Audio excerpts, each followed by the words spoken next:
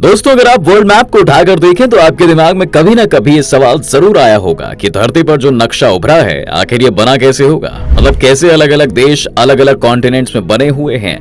लेकिन क्या आपने कभी सोचा है कि ये सभी महाद्वीप कभी सिर्फ एक जमीन का टुकड़ा रहे हो और बाद में टूट कर अलग हो गए हो? नहीं, ये कोई थ्योरी नहीं है बल्कि सच है। जी हाँ, आज के इस वीडियो में हम आपको यही बताने वाले हैं कि ये समुद्र पर उभरे सारे टुकड़े आखिर कैसे एक दूसरे से अलग हुए और क्या ये वापस एक दूसरे से जुड़ सकते हैं। तो चलिए शुरू करते हैं आज की वीडियो। अंत तक बने रहिएगा हमारे साथ। दोस्तों, जैसे कि आज हमारी धरती 7 महाद्वीपों में बटी हुई है। एशिया, अफ्रीका, यूरोप, उत्तर और दक्षिण अमेरिका, ऑस्ट्रेलिया और अंटार्कटिका। इसी तरह यहाँ 5 महासागर भी हैं। प्रशांत महासागर, अटलांटिक महासागर, हिंद महासागर, आर्कटिक महासागर और अंटार्कटिक महासागर। अब साइंटिस्ट का कहना है कि भविष्य में ये सातों महाद्वीप एक दूसरे से जुड़कर एक हो जाए। कारण ये है कि तब कोई भी देश 7 समंदर पार नहीं था। 20 करोड़ साल पहले दुनिया के सभी देश और महाद्वीप एक ही जमीन के टुकड़े का हिस्सा थे। वक्त के साथ इनमें दूरियां बनती चली गईं और ये दूरियां आज भी बढ़ती जा रही हैं। इन दूरियों के बढ़ने ने ही एक समुद्र की जगह पर दुनिया के सबसे ऊंचे पहाड़ यानी हिमालय को जन्म दिया है।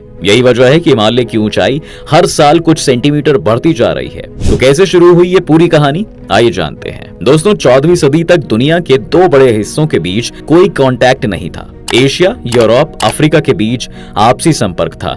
एशिया और यूरोप की धरती भौगोलिक रूप से एक दूसरे से जुड़ी है। अफ्रीका और यूरोप की धरती के बीच बस 14 किलोमीटर का फासला है। एशियाई देश भारत का अफ्रीका से जलमार्ग से व्यापार 14वीं सदी से पहले भी चल रहा था। यूरोपीय लोग भारत आने के लिए जलमार्ग तलाश रहे थे। इसी कड़ी में इटली के नाविक क्रिस्टोफर कोलंबस भारत के समुद्री रास्ते की खोज में निकले। साल 1492 में कोलंबस की ये यात्रा भारत की जगह अमेरिका में जाकर खत्म हुई। इस रास्ते में पहले वो कैरिबियाई द्वीपों पर पहुंचे। इन द्वीपों को उन्होंने इंडीज नाम दिया। लेकिन जब पता लगा कि ये भारत नहीं है तो इस द्वीप समूह का नाम वेस्ट इंडीज हो गया। अब अमेरिका में खत्म हुई इस यात्रा से दुनिया को 2 नए महाद्वीपों का पता चला, उत्तरी अमेरिका और दक्षिणी अमेरिका।